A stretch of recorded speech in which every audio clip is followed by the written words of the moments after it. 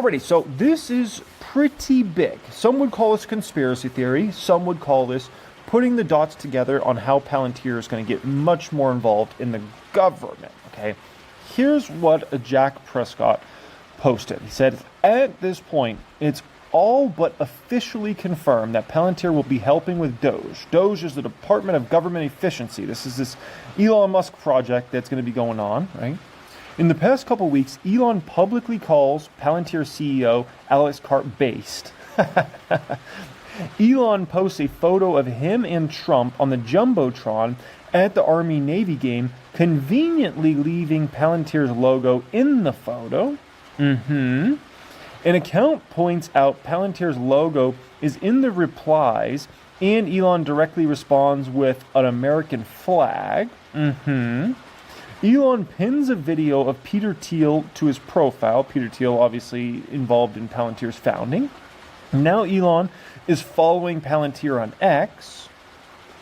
On top of that, the CTO is being recruited by the Department of Defense, and co-founder Joe Longsdale is tweeting about Doge often. Yeah, that one, I'm not surprised there. He goes on CNBC quite often and speaks on there as well. Again, nothing is confirmed, but man, it seems obvious at this point. Otherwise, this is one heck of a coincidence. Buckle up, right? And I think that is what the market's pricing at, okay? And I think that's fair. I think that's fair to assume Palantir is going to have a much bigger role in government efficiency. But here's the thing, okay? Palantir is already a huge player on the government side in the United States specifically, okay? So it's not like Palantir has no relation. No. Like if you go through basically almost all the branches of the military, Palantir is already heavily involved there. If you go through many other, we can call it government agencies, right? Palantir is involved in a lot of them in the USA. So it's not like there's not opportunity there and opportunity for expansion. There is absolutely over this next many years, right? But with that being said, you got to understand the major growth for Palantir is likely not on the government side. It's likely on the commercial side. That's where we're seeing the big growth. So the U.S. government business should continue to grow bigger, grow stronger. But that's not even like why I'm invested in the company. I'm not invested in the company because of the government business. I'm invested in Palantir because of the commercial side of the business. Because I look at the commercial side of the business and I'm like, that should dwarf the government side if we look out 10 years from now. It shouldn't even be in a close, similar ballpark range, okay? So now the moral of the story in regards to Palantir, right? Stock closing in, new all-time highs, close to 81 bucks. Incredible. It's been an incredible run. But here's the thing you got to understand about this stock price move. This stock price move will not be justified unless we continue to accelerate revenue growth throughout the entirety of 2025. If we can continue to accelerate growth rates, right? The recent quarter was around 30% revenue growth. We accelerate that to, let's say, 32, 33% next quarter, and then 35, 36%, and then 38, 39%, then 40, 41% by the end of the year. Okay, we have a strong argument to be made here that the move has been justified in the stock. However, if we kind of reach, let's say, up to like 32, 33%, and then growth rates start falling again, this move was not justified, and we will come down substantially. And when I say substantially, I'm talking go from $80 something a share down to like $50 a share. Okay, so substantial downward move if that plays out. But like I said, like if the growth just keeps accelerating, next thing you know, we're posting 40% plus revenue growth at some point in time. We'll look back and we'll be like, dang, man, like, yeah, well, the valuation was crazy. It looked like it on surface level, but because the growth was so insane. As a Palantir shareholder, I don't know. It's been really hard for me to see us getting to 40% plus growth. I have a lot of doubts about that. I feel like we can do 30% plus and sustain 30% plus. So meaning basically, I could see us being in the 30 to 35% range and sustaining that for several years. I can see us pulling that off, right? And I would say that's priced into the stock already at this point in time. What's not really priced in the stock is if we accelerate revenue growth to 40 or 50%. If we did that, all bets are off, right? Like if we all of a sudden accelerated revenue growth to 40% and then 50% plus, Could you see $100 plus Palantir stock price? Yeah, you could. But don't automatically run to those conclusions, right? This is a big mountain to climb here, right? So that's something to kind of keep in mind. Now let's go ahead and react to Alex Karp here, and I'll share my opinions and perspectives here.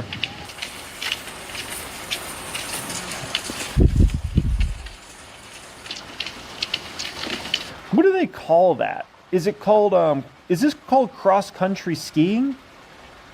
Or is this called long hill skiing? Is it long hill skiing or cross-country skiing? Like, if you know what Alex Karp is up to here, I grew up in Phoenix, Arizona.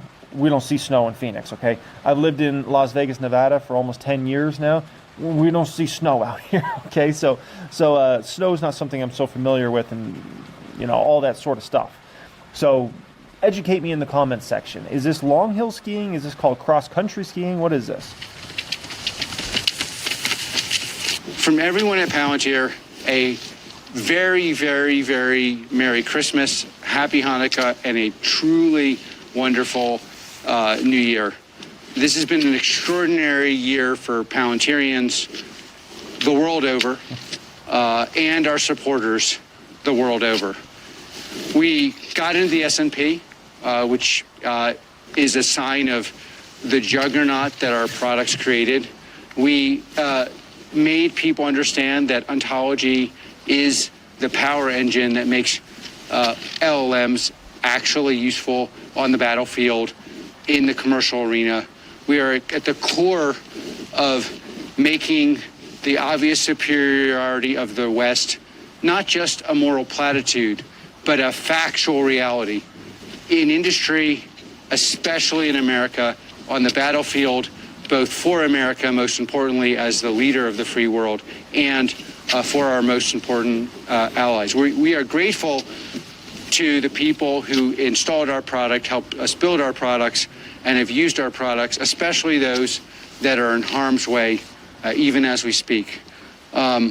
Also, exceedingly grateful to all of you individual investors who took the time and opportunity and had the courage to look past conventional, rusty, crusty platitudes and look at our company as it is, talk to our actual clients and people whose enterprise we're transforming, and put your own money at stake.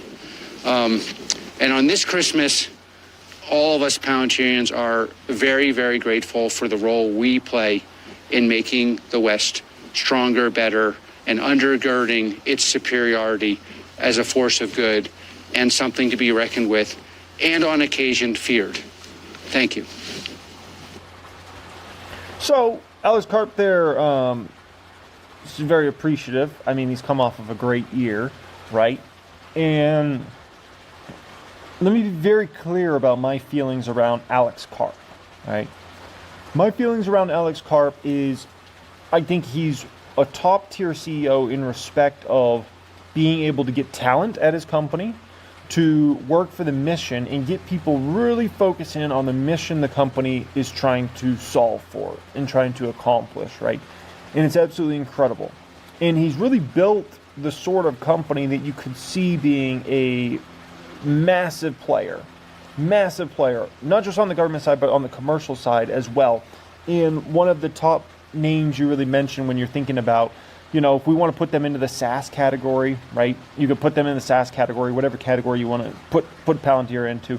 But one of those sorts of software-related companies that you think of, you know, top player, you're going to think Palantir, right? And he's really positioned the company there.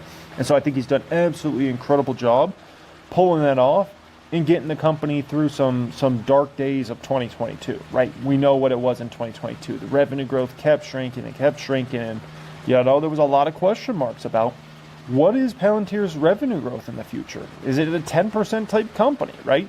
Is it a 15%? There was a lot of questions. I mean, revenue growth went all the way down to the 12% range at one point in time.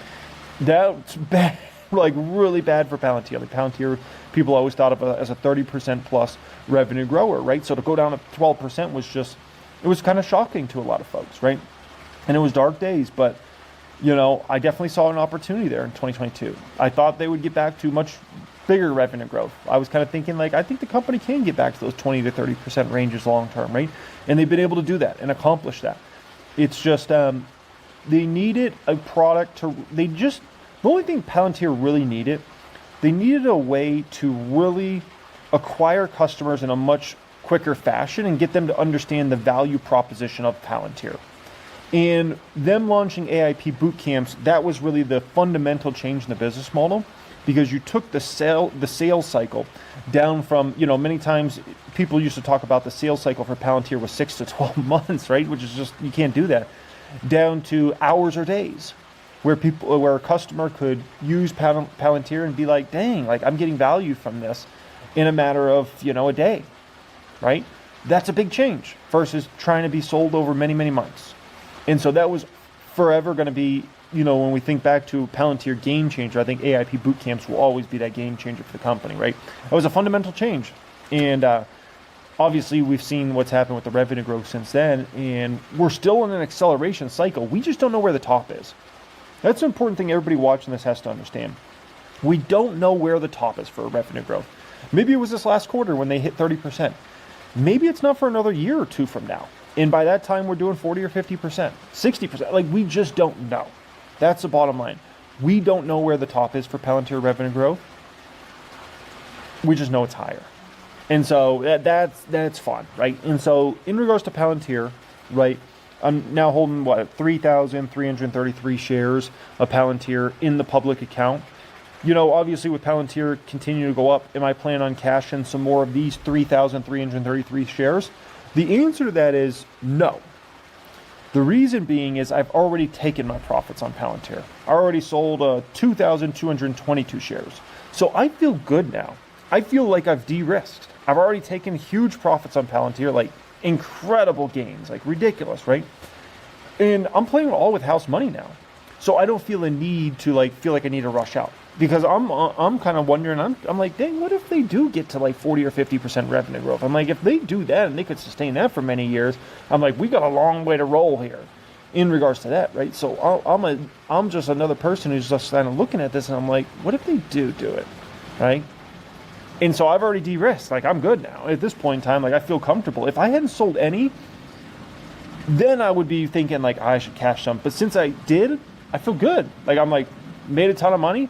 Now hold a ton of money, and if Palantir keeps going, next thing you know, it's $100 plus stock. Hey, I'm going to be a happy camper, okay? Hey, I want to thank you so much for watching that clip here today. I hope you really enjoyed that one. What you're looking at right now is 1000xstocks.com. 1000x does not just show you a billion different metrics that are completely irrelevant. It's curated, mandatory metrics, advanced metrics, curated for long-term investors, not for traders, so you can understand a company on the highest level possible, how it operates, and most importantly, making judgments on whether you want to invest capital into a company or not. Understanding the upside, the downside with companies. Is that company worth our investments, or shall we keep our hands away? So how you can access 1000xstocks.com is you can go to the description area of this video, or you can go to 1000xstocks.com, apply for access to the service. All right, Palantir. I mean, Diane, at one point, NVIDIA had the throne of the best performer. Palantir has stolen that and then some. I know we pulled back slightly this week, but it's still a phenomenal name as far as its yearly chart. Yeah, and some of that pullback, especially when you think about yesterday, had to do with just overall broad market action. But today, Palantir moving higher off the back of some news that it has expanded its contract with the Army. The new contracts could lead to up to $619 million in terms of the expansion of that contract. It doesn't mean it necessarily would go that high, but it could be as much as that. So you're seeing the stock move higher by almost 5% today. You're right. It has been a massive mover when you think about the trajectory of Palantir this year, up more than 300% year to date. But that is one of the questions that analysts have around this, is the valuation question, right? Because where does it go from here? So as you mentioned, UBS has initiated coverage of Palantir. They've initiated coverage with an $80 price target, but they are hitting it with a neutral rating. They said, quote, our review of Palantir's fundamentals left us very positive. Customers and other checks were almost all bullish on Palantir's model. But the thing that is keeping it on the sidelines, as it were, is the stock's valuation. They said Palantir's valuation is, quote, simply tough to get over. We know that the defense sector is a big part of where Palantir gets its revenue from. It has been expanding within commercial, but again, defense has been its biggest money maker for Palantir, especially when you think about the AI platforms that it provides. It has been. This is completely fair in my opinion in regards to UBS's note here. Valuation at 49 times revenue and 124 times free cash flow in 2025 estimates simply too tough to get over. Fair. Like, as a Palantir shareholder, I agree. And I can understand why somebody wouldn't buy Palantir right now. The valuation is very, very rich. So, yeah. And that's why, as a Palantir shareholder, in my opinion, it makes sense to take some profits now, or just hold your shares.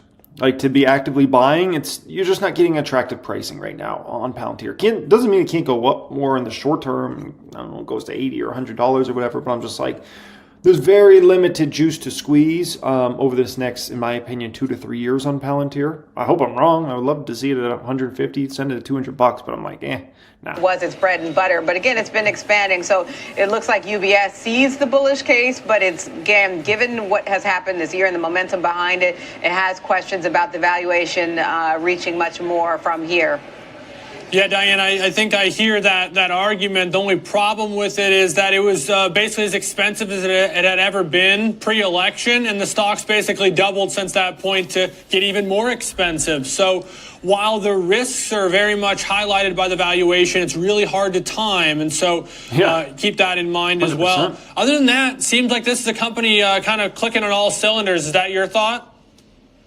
Yeah, I mean, that seems to be the case in terms of its performance, expanding this contract of, again, what has been their bread and butter. But it's interesting to see the note from UBS because it does match up with some other recent analyst commentary. William Blair saw this contract coming, the extension of this contract, and seeing the value increasing. But they also point out that the premium that it trades at when you compare it to its peers, so they also have an underperform rating. They don't have a neutral rating. They have an underperform rating when they say the potential for just that valuation, the multiple compression that we've seen in previous years. If you go back to 2021 or 2022, they talk about the risks to the upside. Even the incoming administration, they point out there could be some risks there. So to your point, Alex, although it did move higher, along with some just overall broad market action following the election, there is concern about, what new contracts would be extended under a new administration. Now, on the bullish side, you have analysts who do expect to see increased spending there with the new administration. And I do think that's a great point there. That I see this name. I mean, there's an expected benefit of, more and more of this money pouring into the economy. If you're a believer of that new administration, I think there's a lot riding on that. But we will have to wait and see. And I do think unarguably so, Palantir now, best performer in the S&P 500 this year, is still one that's always going to warrant our attention, despite maybe its super high valuation, which is, I think, a fact at this point. But appreciate it, as always, the great breakdown from Diane King-Hall, senior markets correspondent for the network.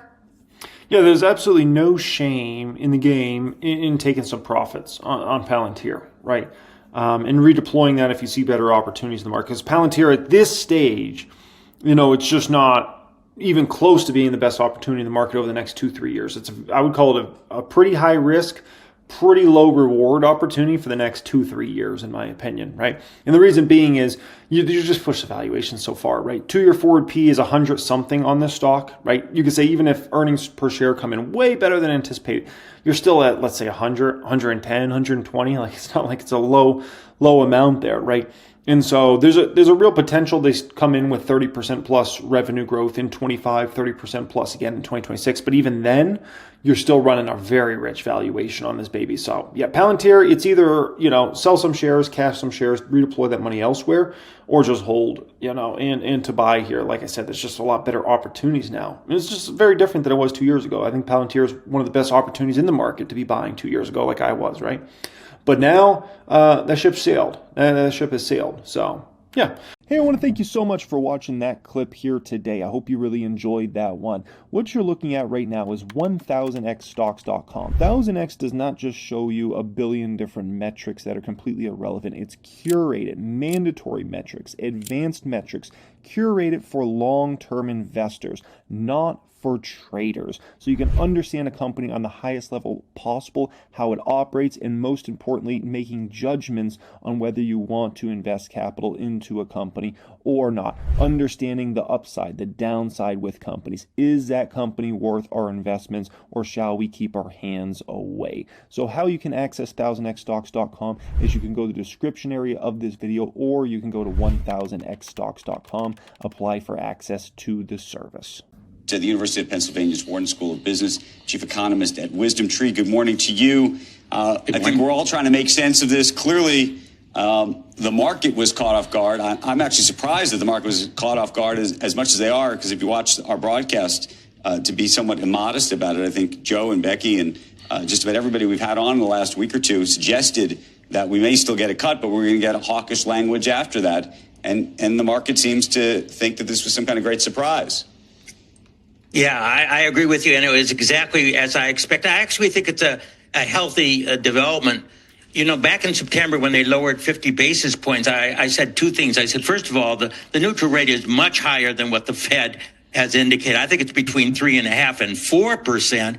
I also said long-term rates were going up. I've said that on your program several times, and I think they're going to go up more. And that's not necessarily an unhealthy development. Do you know that for the first time in almost 3 years, the 10-year is above the Fed funds rate? And that's a normal situation. I mean, we brought the Fed funds rate. I mean, Powell brought it down yesterday, 4.33%. And as you know, we're 4.5% now on the 10-year. It's normal for long-term interest rates to be above short-term interest rates. We were 3 years in an inverted term structure. That's not an unhealthy situation. So we are actually normalizing the interest rate structure. You could call it recalibrating if you wish. Right. But long rates, I think, have a way to go further up. Well, if that's your sort of base case, how do you think about equities from here? Well, it's more challenging in 2025 than 2024.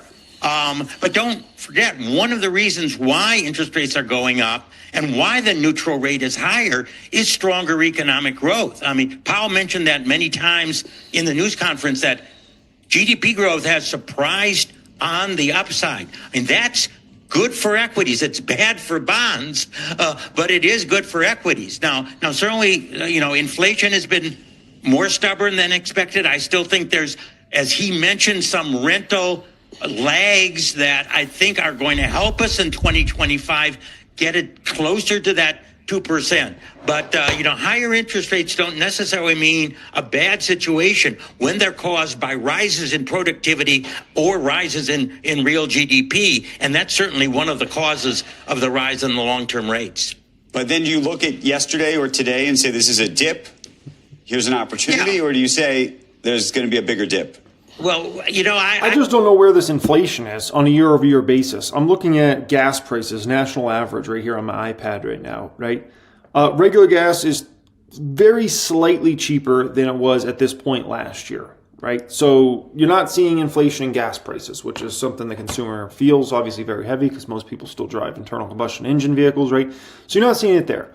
Are you seeing it in rents anymore? No. Like, I look at almost every major market out there, rents either are going down or are basically stagnant on a year-over-year basis, right? If, anybody's going up on rents right now, they're probably underpriced before, or it's a situation where they're just not accurately pricing in the market, because almost all major markets in major cities I look out there, it's basically a stagnant or moving rents down right now.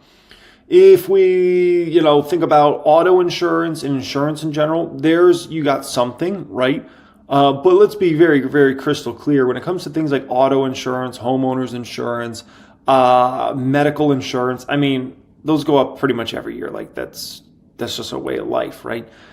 So, and then you go further out than that, grocery prices have been much more just kind of like, I would say, stagnant on a year-over-year basis. You're not seeing a lot of grocery inflation on a year-over-year basis now, right? It's a lot of the same prices you were paying at this time last year as the prices you're paying, right? So, I mean, it's just like this whole inflation talk is just crazy now at this point in time. And technically, you're going to always see some level of inflation, like That's what always happens. Like, just welcome to the world. Like, everything gets a little more expensive over time. But the crazy inflation days have been long gone now. There was a lot of trend followers, a lot of momentum players. I mean, they were on the train running up Tesla, many of the other Mag 7. Sure. That's not a healthy situation. All it takes is a little negative knock and whoop, they jump off the train. And sure. I prefer to see a market more dominated by fundamentals than momentum players just taking the ride. So I actually think market's certainly healthier today than it has been for the last few weeks, where we saw a lot of momentum players. How do you... MU got hammered today, man. MU's not a bad buy here. It's not a bad buy. Like, you know, it's never the most exciting company, but I'll say MU in the 80s is not bad. Estimate, factor in... bet on what happens in 2025 to the economy, to the equity market, in the context of the tariff conversation we've been having all morning, in the context of whatever you think tax policy is going to look like? Yeah, I mean, I think that the tariff is the biggest question. And the immigration question are both big questions that are facing the market, but there's a lot of positive features. However, I don't think we're going to match the gains of 23, 24. I'm really thinking of 0 to 10% probably overall. I mean, I wouldn't be surprised to see finally value stocks break up more on the upside, and maybe the Mag 7 taking a rest from an incredible run. I don't think it's any sort of bubble on the Mag 7, but certainly to keep up 40, 50% gains is something that would be extremely against the odds for next year. So a bit of rotation, a quieter stock market, but still positive for investors.